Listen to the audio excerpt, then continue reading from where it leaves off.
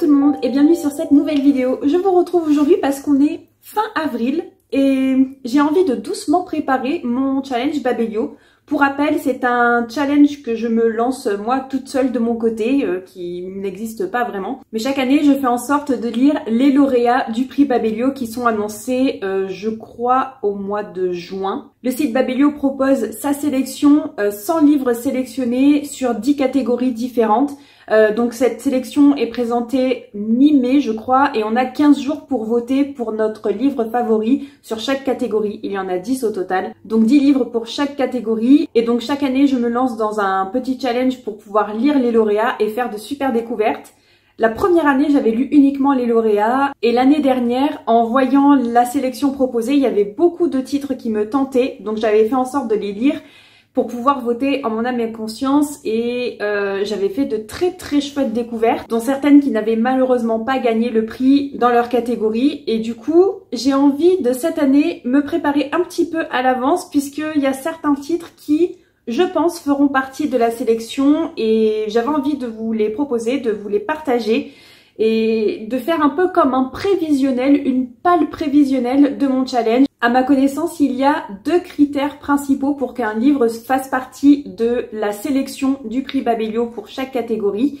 La première, c'est qu'il faut que ce titre ait au moins une note de 4 sur 5 sur le site donc de Babelio. Et la seconde, il faut que ce titre soit sorti entre le 1er octobre et le 1er mai. Donc pour le prix Babelio 2024, il faut que le livre soit sorti entre le 1er octobre 2023 et le 1er mai 2024. Donc forcément, il y a des titres que je pensais que j'allais pouvoir présenter dans cette sélection, mais finalement, comme ils ne sont pas sortis dans les dates proposées, eh bien ils ne feront pas partie de la sélection, c'est sûr. Deuxième petite information, comme je vous le disais, c'est une pâle prévisionnelle. Ça veut dire que les titres que je vais vous présenter aujourd'hui, eh bien, il y a peut-être de fortes chances qu'ils ne soient pas dans la sélection officielle qu'on découvrira à la mi-mai. C'est juste moi qui me dis que ils ont un fort potentiel pour être sélectionnés, mais rien n'est sûr finalement. Et enfin, troisième point avant de se lancer dans la présentation de cette pile à lire, c'est que je vais vous les présenter pas forcément par catégorie, puisque en fait il y en a plusieurs où je sais pas dans quelle catégorie ils seraient. Par exemple, il y en a certains qu'on pourrait classer dans littérature française et romance. Il y en a d'autres qu'on pourrait classer dans la catégorie jeune adulte, mais en même temps dans la catégorie imaginaire. Du coup, je ne sais pas du tout dans quelle catégorie il pourrait être sélectionné, dans quelle catégorie il pourrait peut-être gagner le prix. Parce que pour moi, il pourrait rentrer dans au moins 2 catégories, voire plus. Donc cette page, ça va être un petit peu le désordre puisque je ne saurais pas les répertorier. Vous allez comprendre tout de suite mon dilemme avec le premier titre que je vais vous présenter. Enfin, les 2 premiers titres puisque je suis quasiment sûre que cette autrice va paraître soit dans la catégorie romance, soit dans la catégorie littérature française, parce qu'elle a sorti un titre fin décembre ou début janvier, je ne sais plus bien, qui a une note au-dessus de 4 sur 5. Et il y a un autre titre qui est sorti il y a un mois, je dirais, et qui a une note encore plus importante que le 4 sur 5. Je crois qu'on est à 4,6 sur 5. C'est énorme. Donc voilà, est-ce que ce serait dans la catégorie romance ou dans la catégorie littérature française? Je n'en ai aucune idée. Mais je pense que Morgane Boncomble va se retrouver quelque part cette année, soit avec Un hiver pour te résister, soit avec Un printemps pour te succomber, puisque ces 2 titres sont sortis dans les dates imparties. Et ils ont une note au-dessus de 4 sur 5. Au début, je pensais aussi ajouter Un automne pour te pardonner, qui est donc le premier titre de sa série Season. Mais il est sorti un petit peu avant la date du 1er octobre, donc il ne pourra pas du tout concourir dans les catégories proposées. Dans tous les cas, je pense très fortement qu'un de ces 2 titres sera représenté dans la sélection globale. Alors je n'ai lu ni l'un ni l'autre, mais j'avoue que personnellement j'aurais une petite préférence pour le deuxième, Un printemps pour te succomber.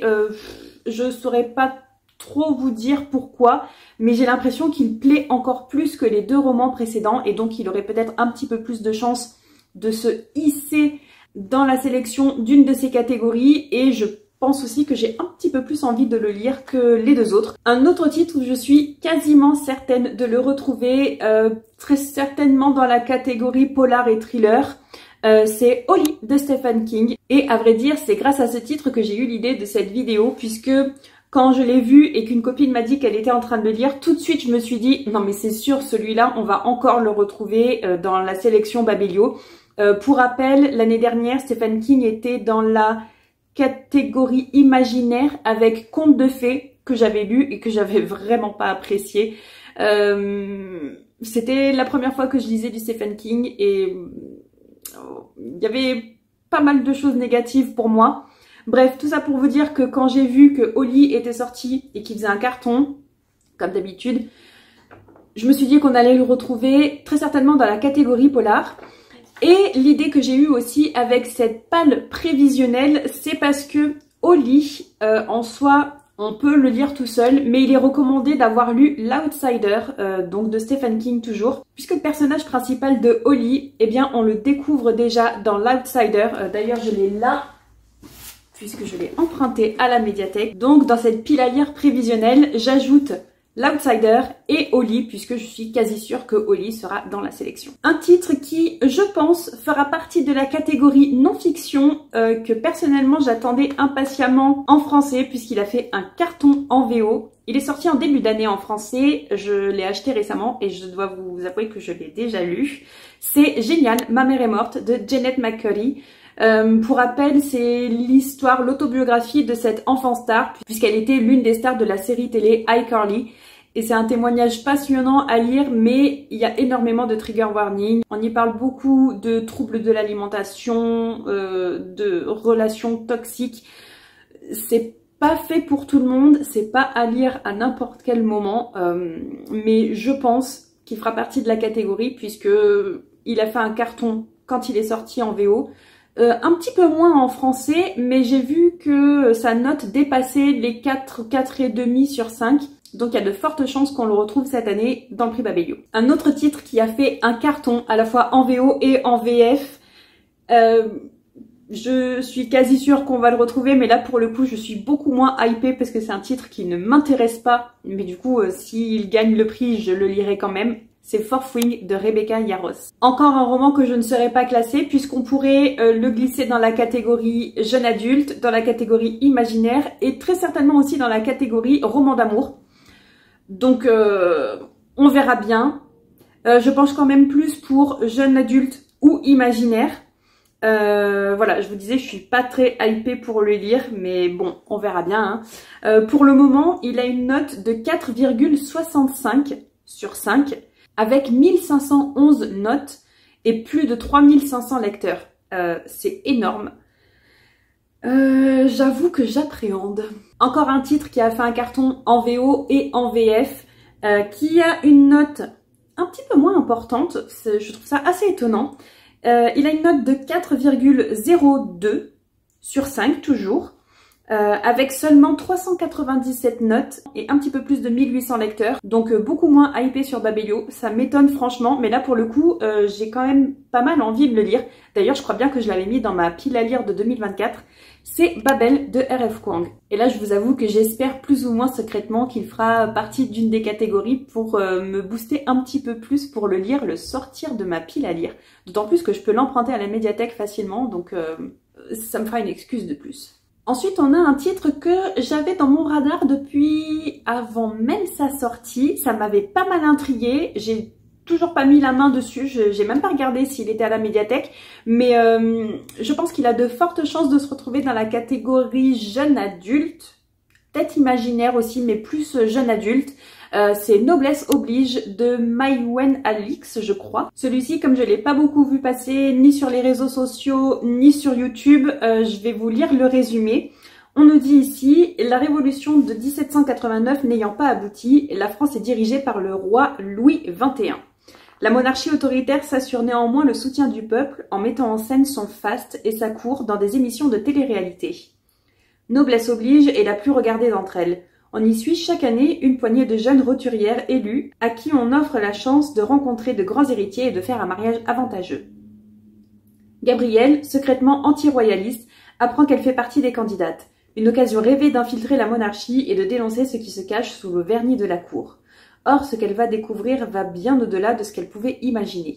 Il a une super note, il m'intéresse pas mal. Je vais essayer de voir s'il est dispo à la médiathèque pour que je puisse peut-être le lire avant l'annonce de la sélection. Et comme ça, au cas où, s'il fait partie de la sélection, je l'aurai déjà lu et je pourrais peut-être voter pour celui-ci. Il y a aussi La maison aux pattes de poulet de Jenna Rose Nethercott. Alors au début, quand je l'ai vu en VO, j'avais pas mal envie de le lire. Et après, il est sorti en français et ça m'a un peu moins tenté. J'ai vu des retours mitigés, pas forcément mauvais, mais pas forcément positifs non plus. Et du coup, pour moi, la hype, elle est un petit peu redescendue. Mais je pense que s'il fait partie de la sélection, j'essaierai quand même de le lire. Là, je sais qu'il est dispo à ma médiathèque, donc si ma pile à lire de mon challenge Babelio est pas si importante que ça, je le mettrai dedans. Là, pour rappel, c'est un roman qui est inspiré du folklore russe et on va suivre deux jeunes gens, des frères et sœurs, qui, en héritage, reçoivent une maison aux pattes de poulet qui se déplace et j'imagine qu'il va y avoir une intrigue là-dessus. Je me souviens plus vraiment du résumé, mais ça reste intriguant. On revient à la non-fiction puisque je suis quasi sûre que La femme en moi de Britney Spears se frayera un chemin jusqu'au 10 nommé de la sélection.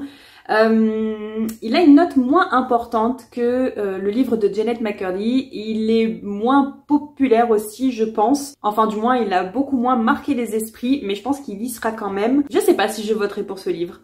On verra bien au moment de la sélection, mais il y a de fortes chances qu'on le retrouve. Au mois de janvier est sorti Là où fleurissent les cendres de Nguyen Phan Mai, je sais jamais comment on le prononce.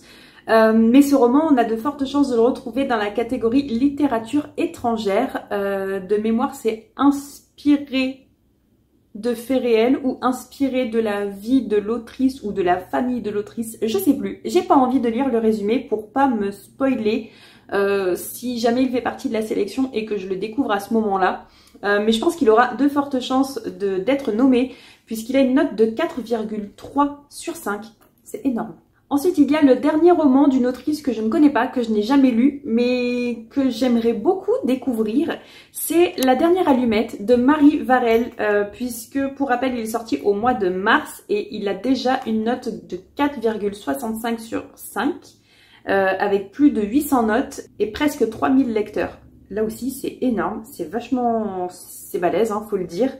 Je pense qu'on va donc le retrouver dans la littérature française, à moins qu'il y ait une histoire d'amour qui prenne le dessus et du coup on le retrouve dans Roman d'amour. J'en sais rien, là non plus, je peux pas savoir. Dans la littérature française toujours, on risque de retrouver L'inconnu du portrait de Camille de Peretti. Celui-ci a déjà gagné au moins un prix, je vois, le prix des romancières 2024. J'ai vu qu'il était quand même pas mal populaire avec de super notes, de super avis. Personnellement, je ne l'ai pas encore lu. Je ne sais pas trop de quoi ça parle. On nous dit ici, en 1910 à Vienne, Klimt peint son portrait d'une dame, tableau à l'histoire mouvementée et au modèle inconnu. Camille de Peretti imagine l'histoire de cette femme et de ses descendants dans une fresque s'étendant de Vienne à Manhattan et mêlant secret, amour et drame. J'avoue, ça peut être pas mal. Je me suis noté aussi Check and Mate de Ali Hazelwood. En vérité, j'étais persuadée que son prochain roman, Love Theoretically, si je le prononce correctement, serait dans la sélection, mais je me rends compte qu'il sort tout début mai. Et du coup, il sera hors catégorie, enfin hors date, et donc il ne pourra pas concourir. Mais Check and Mate est sorti, je sais plus, il y a plusieurs semaines, début de l'année je crois. Donc il y a de très fortes chances qu'on le retrouve soit dans la catégorie jeune adulte ou peut-être même jeunesse, non peut-être plus jeune adulte, et ou roman d'amour.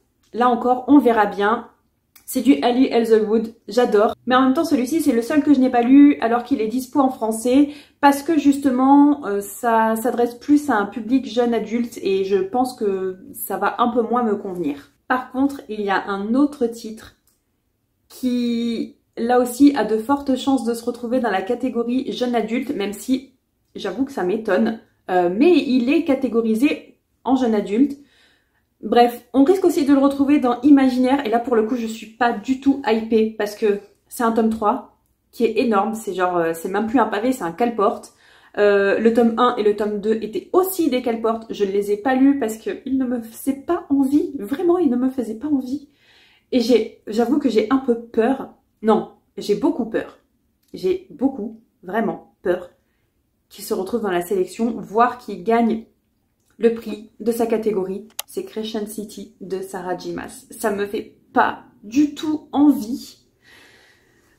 J'appréhende vraiment. Parce que soyons honnêtes, s'il gagne le prix de sa catégorie, ça veut dire qu'il va falloir que je lise Crescent City 1 et Crescent City 2 avant d'attaquer Crescent City 3. J'avoue que j'espère secrètement qu'il n'y aura pas un vote de popularité parce que je pense que c'est ce qui est arrivé l'année dernière avec justement Stephen King et la catégorie imaginaire. Il y avait des titres qui étaient hyper intéressants, qui étaient magnifiques à lire, qui étaient prenants. Et pourtant, c'est Stephen King qui a gagné parce que je pense que c'était le vote de popularité, mais pas forcément le vote du livre préféré ou de l'histoire préférée. Bref, j'ai un peu peur qu'il se passe pareil avec Crescent City. On verra bien, mais je vous avoue que j'appréhende. On arrive à la fin de cette pilière prévisionnelle avec un titre que j'ai rajouté à la dernière minute, puisque pour tout vous avouer, je l'ai acheté il y a même pas 2 heures. J'avais un petit peu oublié qu'il sortait récemment. Je sais plus quand est-ce qu'il est sorti. Le 17 avril, il y a un petit peu plus d'une semaine. Je suis hyper pressée de le lire à un point où je pense que je vais juste mettre de côté ma lecture du moment pour pouvoir dévorer celui-ci parce que je pense qu'il y a vraiment de très très fortes chances d'être dans la catégorie polar et thriller. D'autant plus que l'autrice était déjà dans la même catégorie l'année dernière, que j'avais lu son titre et que j'avais vraiment adoré. Bref, Freida McFadden avec La Psy. J'avoue que quand City Edition a annoncé la traduction et la parution prochaine de ce titre, j'étais comme une dingue parce que ça me fait trop envie et j'avais vraiment adoré la façon dont Freida McFadden avait tourné son intrigue dans La Femme de ménage. J'espère que cette lecture va être une très chouette lecture et que si c'est le cas, qu'elle soit dans la sélection et que je puisse voter. Bref, je vais vous lire le résumé, il est assez rapide. Jeunes mariés, Tricia et Ethan recherchent la maison de leurs rêves.